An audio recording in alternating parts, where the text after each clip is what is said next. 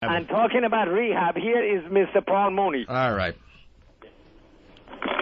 Yeah. Hey, Paul. Paul, how you doing, man? What's up? How funny was that the other night? Opie Anthony, Jimmy Norton, of course. What's your take on it? I mean, obviously. He had a nervous breakdown. Yeah. No, he had a complete nervous breakdown. The take on it, if you know comedy at all, see, he hung those guns up. That's why Jesse James got shot in the back. He hasn't been on that front line. He's had it easy. He's been on that TV. He's gotten all that love. And he came back to do that stand-up, and you can't walk away. You get out of step. Right. It's like being a soldier. And when he got heckled, he didn't know how to handle it, and he flipped. Because I'd heard about it. I got phone calls about it. I mean, I say a lot of things. I mean, I don't care what anybody says. I'm not usually offended, but I was offended by the anger, by the truth. It just poured out of him because he said on the stage, "Now you know how I feel." You know, and I kind of felt like I thought maybe the South had won, the way he was screaming and raving about it and saying nigger and fork in your ass and hell upside down and all that other crap that he said. And it just oozed out. So what bugged you wasn't the fact that he said it was the fact that it was almost like something blew his real feelings out. That it was a breakdown. It was a nervous breakdown. Him, O.J., and Mel Gibson should do a movie together. Three crazy men, and thank God there's no baby. Oh, brand new record at the box office. That would make. Do you think I mean, I'm just saying, it was freaky and it's weird, and it was actually personal. He had personal problems because that he was saying and that anger, and he just got out. It's like that anger, that liquor, and that emotion, you know. And race is a very important thing. I mean, I've been doing this for a long time. I've been telling everybody, but you know, they all look at me like I have three heads. Race is a very, very important thing in America, and it only could happen in California. Well, were you surprised that people walked out? I mean, like, look, as comics, when something weird is happening in the room, I mean, why did people walk out? Obviously, was it their moral objection, or were they afraid the guy's going to come back in with a pistol? No, I think they walked out because they got afraid of what was going on, that somebody would get hurt. Listen, my friend that's dead, Eric Douglas, he said one Monday night at the Comedy Store, he said, "I hate nigger night," and a black man got up and knocked him in the head with a chair. Wow. Yeah. But wasn't it billed that way at the club? What? He said, "What did they call that at the club?" Why would he say that? He said, "No, it wasn't Bill." He's kidding. No, that was Black Mac. You know that. And who hit Eric Douglas in the head? Was it Kirk or Michael? I mean, I kind of knew Eric. He tried to take me to a club one night and party. He sued the Comedy Store. I don't know if you remember that. No, I actually never even heard about that. Yeah, he got hit. No, he got hit in the head with a chair. And he sued for lack of security? Let me tell you something. It's a very dangerous, you're in shark-infested waters if you start playing around with that word and you don't have any experience with the word or you haven't been around with the word. And it gets to be real weird. You know, the youth react to it differently. I mean, I have youth in my house, and they want to kill him. I mean, you know, for my generation, I mean, we were always marching and we want to sit down and discuss it. If you can't ride on the bus, and we'll all talk about it. The youth, they want to turn the bus over and burn it. Nobody will ride. Well, what is your... Now, look, you do a lot of racial stuff. I've seen you enough times. Not do a lot of it. I mean, the person that started with the N-word was Dick Gregory, and then Richard took the ball, because I've written for Richard for 30 years. Well, I don't even mean the N-word. I'm saying just racial issues in general. Yeah, racial, period. Right. So what is the worst reaction you've gotten by doing that stuff? Because I know a lot of white people or don't like what you say on stage. What's the worst reaction you've gotten? A lot of black people don't like it. Okay, what's the worst reaction? Everybody thinks race is color. It's race is mentality. It's not color. It's mentality. You could be as black as Wesley Snipes and not like black people. Well, have you had bad reactions from audiences? Mentally, huh? Bad reactions. Have you had any type of I've had black and white people get crazy over race. Race is a very emotional and important thing. I can get out of an audience in 15 minutes more than their psychiatrist can get out of them in 15 months. You ever surprised? Because they hide it. Huh? You ever surprised by the way they react? No, not surprised by it. Not in California. No. Not in California, you know, you have to remember, this is where you have your police stuff. It only happens here. Manson, it only happens here. Do you think California has burnt 3 times racially.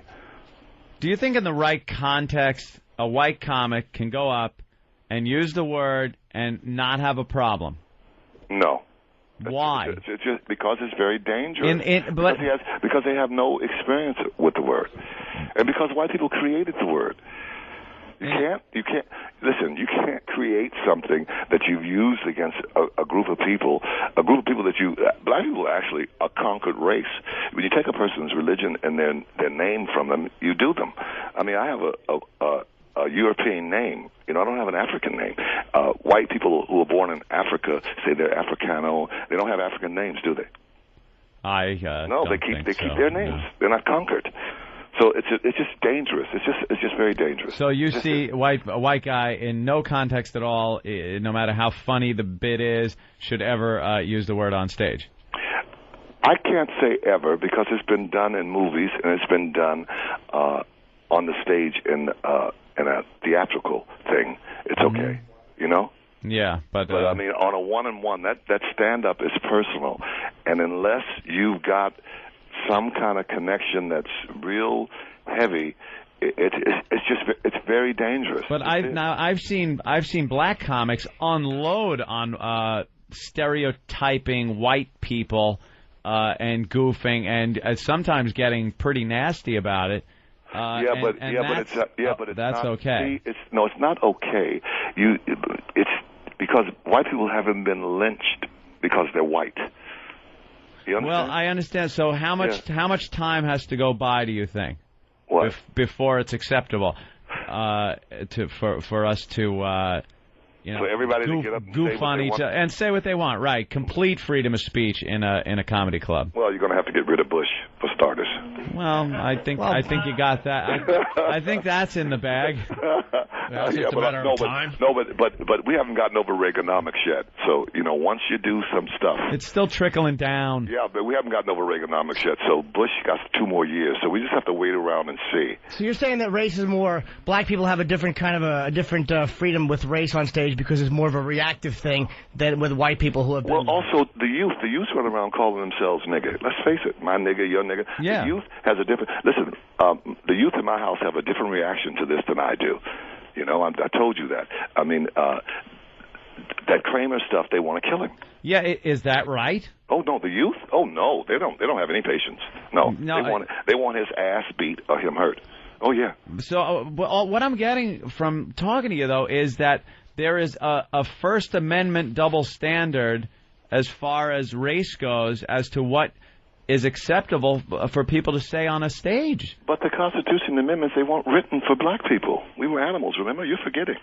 There's a lot of were here. Yeah, but here. Yeah, but I'm just saying it wasn't. Listen, don't be offended because you got white skin. Don't get uptight.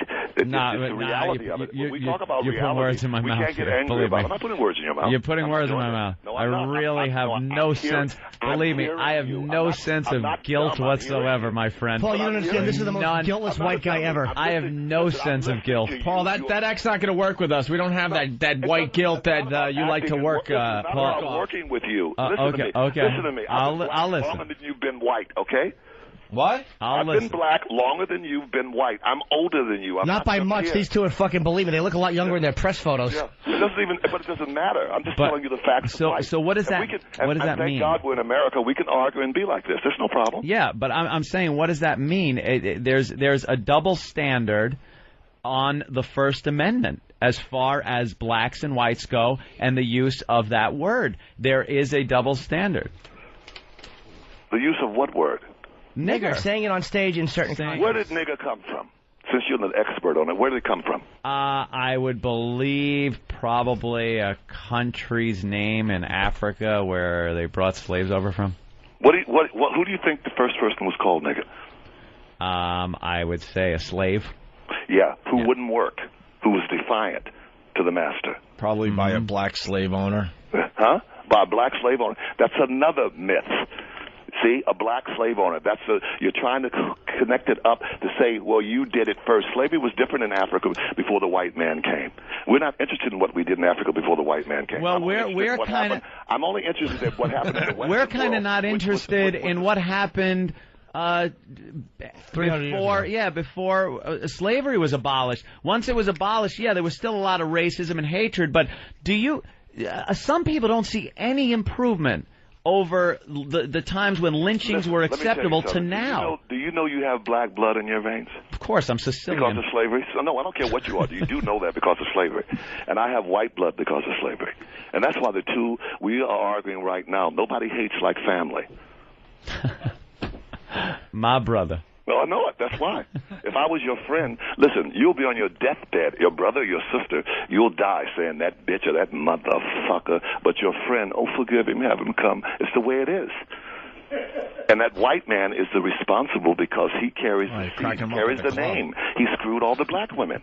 Don't get me into this. You'll get me crazy. But why? Get crazy. Who gives a shit? Get crazy, man. Yeah, it was very nice talking to you, and I'll see you in the next ride, okay? All right, Paul. Take it easy, man. Oh, my God. I'm sorry. It's a fine discussion. I would have liked to have spoken with Paul for a lot longer. Paul can get as angry as he wants. I'll get him back on the line again. It's absolutely fine. I got no problem talking to Paul.